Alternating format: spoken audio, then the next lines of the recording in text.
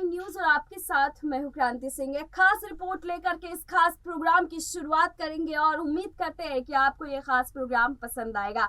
आज के खास प्रोग्राम में चर्चा होगी गुजरात के सीएम भूपेंद्र पटेल को लेकर के।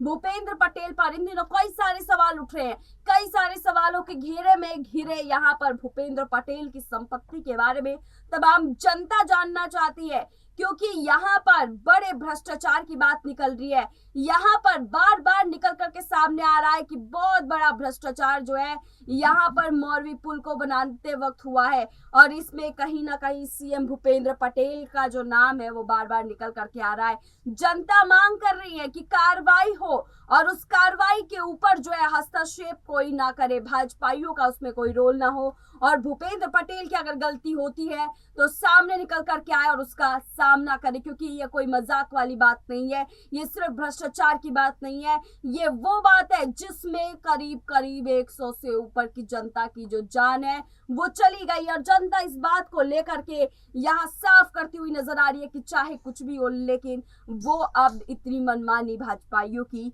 नहीं चलने देगी। तो देखिए, जनता के तमाम मुद्दों को समझते हुए, जनता की उन तमाम बातों को समझते हुए आज का ये खास रिपोर्ट हम आपके लिए लेकर के आए हैं। जो खास रिपोर्ट को सुनने के बाद शायद आप भी सोचने पर मजबूर हो जाएंगे कि यहाँ गुजरात के सीएम के खाते में बैंक बैलेंस कितना है और क्या सच में भ्रष्टाचार किया है तो उसी वजह से उनका बैंक बैलेंस बढ़ा है या फिर उनकी मेहनत की कमाई है। तो चलिए आज का ये खास रिपोर्ट आपके साथ साझा करते हैं। देखिए, दरअसल गुजरात में राजनीतिक उथल पुथल के बीच सीएम पद के लिए भूपेंद्र पटेल के नाम पर जब मुहर लगी तो उन्हें राज्य की कमान सौंपी गई। भूपेंद्र ने साल 2017 में पहली बार घाट लोरिया सीट से चुनाव लड़ा था और एक तरफा जीत हासिल की थी। इससे पहले वो अहमदाबाद नगर निगम की स्थायी समिति के अध्यक्ष भी रह चुके थे। भूपेंद्र पटेल आरएसएस के करीबी माने जाते हैं। सियासी गलियारों में कहा जाता है कि पीएम मोदी शाह की गुड बुक में वे शामिल है और उन्हीं की इसी वजह से जो है उनको सीएम पद भी हासिल हुआ है। सीएम पद के लिए शायद यहाँ पटेल ने उतनी मेहनत नहीं की जितना कि उनको तवज्जो दिया गया। बहरहाल ये तो सिर्फ और सिर्फ आरोप प्रत्यारोप का दौर था जिसके बीच में घिरे हुए हैं इस वक्त पटेल।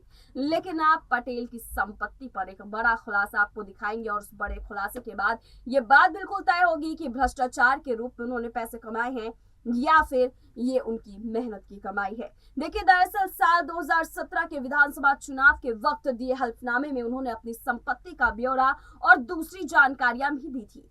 तब उन्होंने बताया था कि उनके पास कुल 5,19,58,735 रुपए की संपत्ति है। वहीं उनके ऊपर 69,55,707 रुपए की देनदारी भी थी। अचल संपत्ति पर नजर दौड़ाए तो साल 2017 में भूपेंद्र पटेल के पास कुल 1,49,356 रुपए नगद थे। उनके बैंक खाते में 1,15,431 रुपए थे। परिवार के बैंक खाते की राशि को जोड़ दिया जाए तो बैंक में जमा कुछ राशि थी जिसमें 2,59,757 रुपए।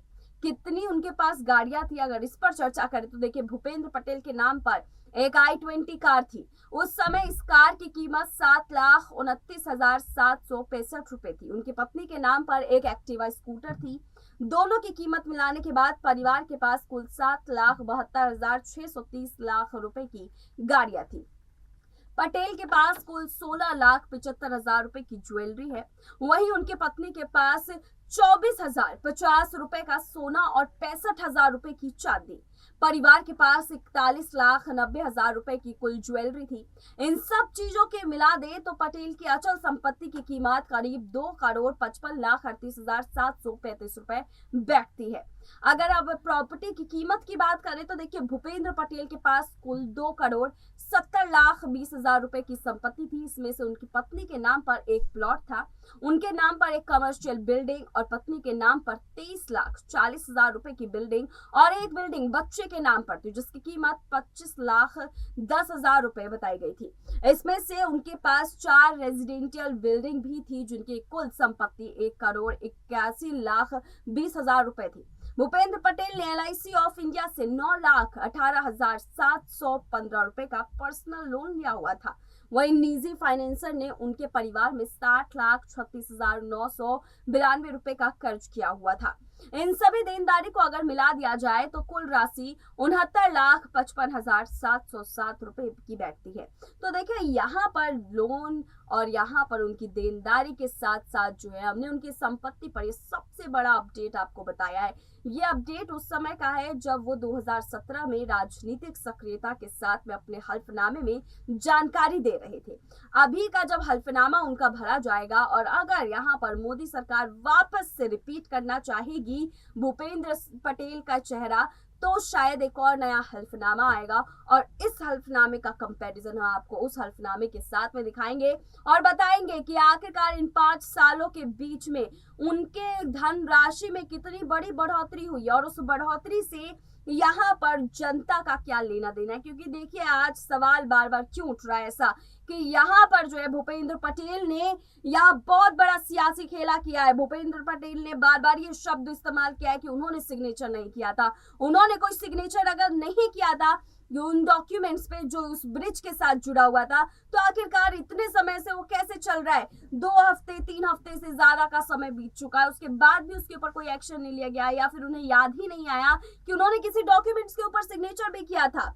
अगर ऐसा था तो वहां पर वो उनको रोक देना चाहिए था, जब उन्हें पता ही नहीं था कि आखिरकार उस डॉक्यूमेंट्स में क्या है क्या नहीं है, जब सिग्नेचर ही नहीं किया, जब उन्होंने उसके बारे में पता ही नहीं किया, कोई जांच बिठाई ही नहीं, उसके बावजूद भी इतने बड़े ब्रिज का संचालन शुरू कर देना, ये सबसे बड़ी आरोप के रूप में जो है यहाँ पर सीएम भूपेंद्र पटेल के ऊपर जो है खड़ा हो रहा है। सीएम भूपेंद्र पटेल अब इन सवालों से कैसे निकलेंगे और कैसे वो जवाब देंगे? क्योंकि देखिए भाजपा की जो छवि अभी तक गुजरात में रही है वो बड़ी साफ सुथरी रही है। हर बार चुनाव होता रहा और हर बार ऐसा कोई बड़ा जो है उफान उनके चुनावी दौर के समय नहीं उठा। इसकी यही वजह रही कि चुनाव में बड़ी आसानी जीत के साथ जो है वो बीजेपी आगे बढ़ती रही है। और देखिए बीजेपी के आगे बढ़ने की वजह से उनको हमेशा यही लगता रहा है कि चाहे कुछ भी हो जाए लेकिन यहाँ पर भूपेंद्र पटेल बड़ी आसानी के साथ बच सकते हैं, भाजपा ही बच सकते हैं, भाजपा अपनी सत्ता दोहरा सकती है। 27 साल का ये लंबा समय भाजपा ने अपने खेमे में रखा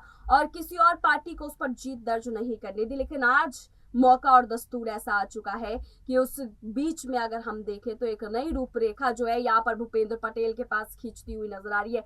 2 चेहरे इस साल जो है भाजपा के लिए सबसे तकलीफ दे रही है। एक स्मृति ईरानी का चेहरा, क्योंकि महिलाओं की जब बात हो रही है तो बार बार स्मृति ईरानी के ऊपर सवाल उठ रहे हैं और महिला का जो सारा खेला है वो स्मृति ईरानी ने शुरुआती दौर में खेला था और आज उन्हीं के ऊपर बार बार पलट करके वो सारे सवाल आ रहे हैं।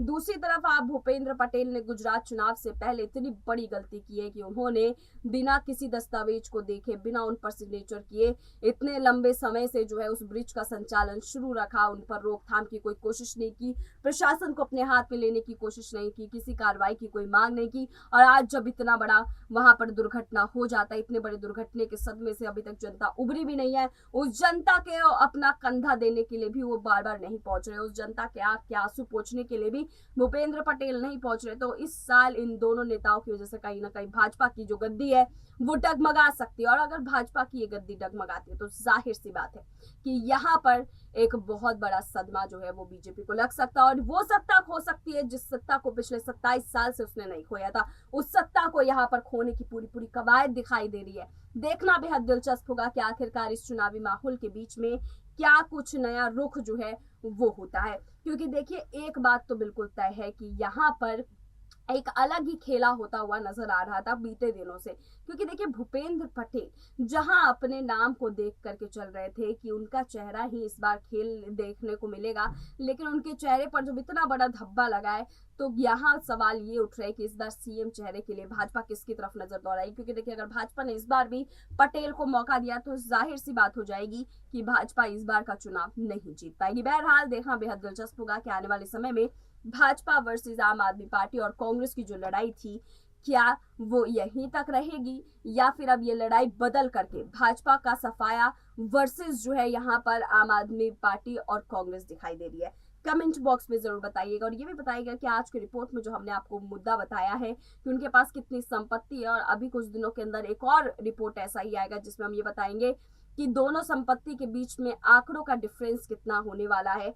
उसको देख करके क्या लगता है कि भ्रष्टाचार की नीति क्या सच में भाजपा ने अपनाई है? क्या भ्रष्टाचार की नीति को लेकर के क्या सच में भूपेंद्र पटेल के ऊपर ये उठ रहे सवाल आखिरकार अंत में आकर के सच साबित हो रहे? कमेंट बॉक्स में बताना बिल्कुल भी ना भूलें और तमाम ऐसी अपडेट्स के लिए देखते रहिए SPN9 न्यूज।